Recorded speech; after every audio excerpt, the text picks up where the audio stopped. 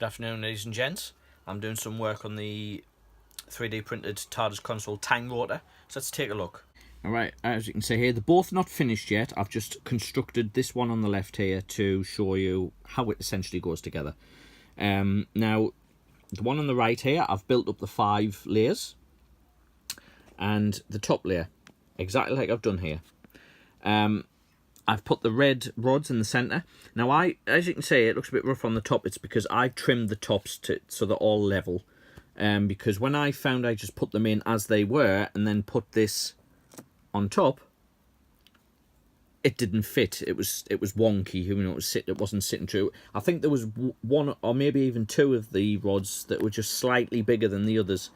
I know they're 3D printed, but that's the way it went.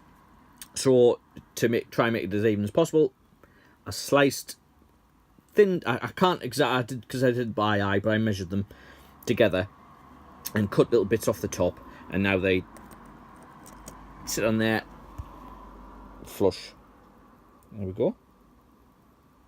So that's a little tip if you're building this I can give you is if you find that the top section of your time rotor here isn't sitting flush, it's probably these pieces here.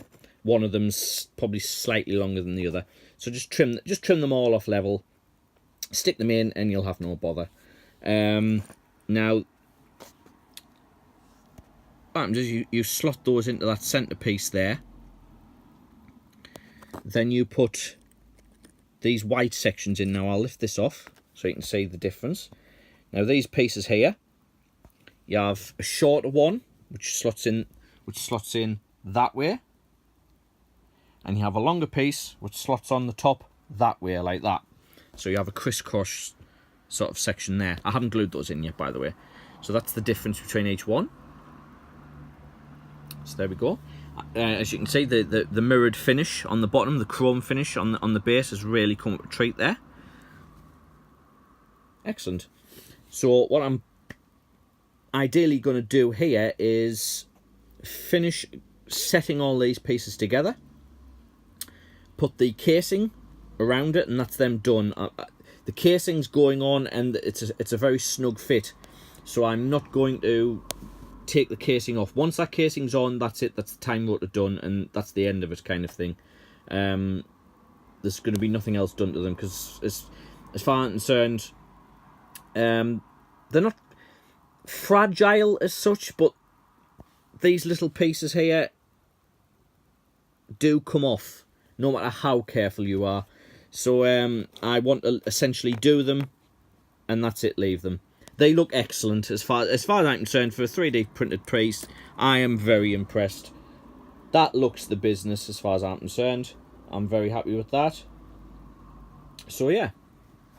Next step, finish them, casing on, done. Good evening, ladies and gents. I've finished finished the time rotor. I've just got to put the casing on. But I'm going to do that till last because I'm going to give the glue like time to air and stuff.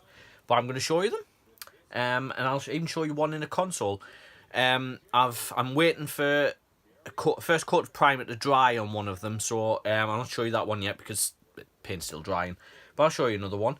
I've also received some more parts today from Steve, who's arranged this group buy and arranged to have them all printed. He sent me the door levers for the consoles. I wasn't particularly a fan of the way the levers were done, so I cut the ends off and replaced them with a piece of steel wire. Unfortunately, one of them, I don't know, it just didn't look right. When it was printed, at the back end of it just looked a bit weird, so I cut it off and I've replaced it with my own piece. But let's have a look and I'll show you. Okay, now here's the 2 door lever switches. There's the one I've replaced. Now, as you can see there, that's the wire, and this would come out of the console. Actually, I'll show you. Here's the console top here. Which side is it? There we are. So this is the hole it's going to sit in. There's a piece there I've got to remove, so it'll not slot in absolutely perfectly, but it'll work for this. I'll show you. just pick it up. That's sits in there, and on the prop, on the actual console itself, this would be a lever that would it would be, it's hard to show because it's such a small piece. It would pull up and push down. Because of the way this 3D console was designed, it'll have to be fixed permanently in the up position, and I'll show you why. It's because the base is flat. The base is flat. It's not concaved. So the lever itself has nowhere to be pushed to. So it'll have to be fixed permanently in the up position. This piece here keeps it in place, so that'll be glued inside there, inside that little gap, and this piece here will sit up. So it'll essentially look like that. Not as high as that, but it'll essentially sit up like so. It's hard to say, I do apologise, but you'll see more when I eventually fix it in place. But it'll essentially look like that, it'll sit up. The reason I replaced it with wire, it looks a bit better, that thinner like that. And I will show you the piece I cut off. That was the piece there. So it looked like that. As you can see there. So I have cut the two ends off, glued them onto a piece of steel wire, and we can forget about that piece. So we just have those. So there we go. Now, as I say, I've finished the time rotors, so I will get one here and just slot it into place for you. There we go. Now I think that looks the business. Very pleased. I've glued them all in as best as possibly can with the nice shiny mirrored base. It's so shiny there, the light is reflecting off it, as you can see there. It's a nice mirrored finish. There's the other one. There we go. And I see that there's the casings there. It's still got the protective plastic wrapping on. That'll sit on the top like that. That's, like I said, that's the protective plastic wrap. I'll just take that off. So there we go. That is essentially one part of this mammoth build completed. I'm doing them in stages. So while I'm waiting for the primer to dry on one of the console tops, I'll get on to sanding all of this one next. Which is, it's the laborious, boring part, essentially. But, yeah, that's what will happen next.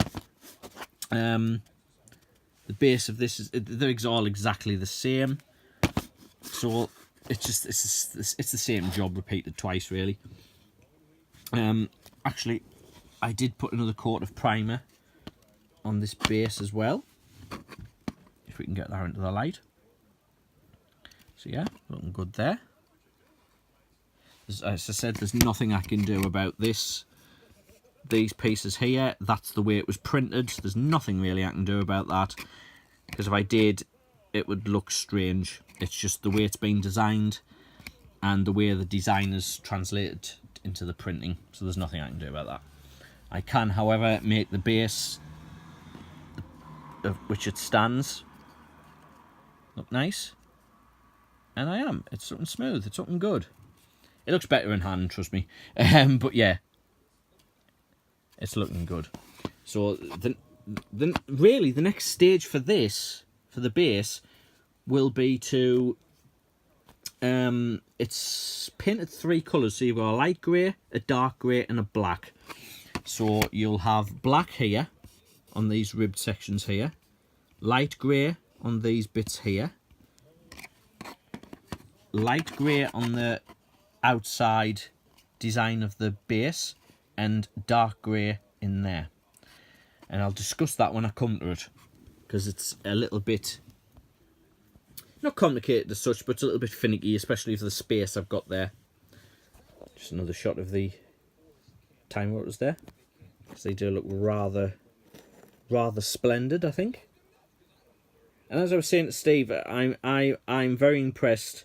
I was a bit dubious with the clear plastic printing at how they'd look, and as far as I'm concerned, for the scale that looks great.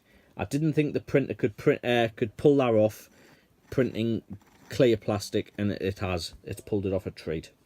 So there we go. That's what I've been up to now. Hopefully, it's the rain.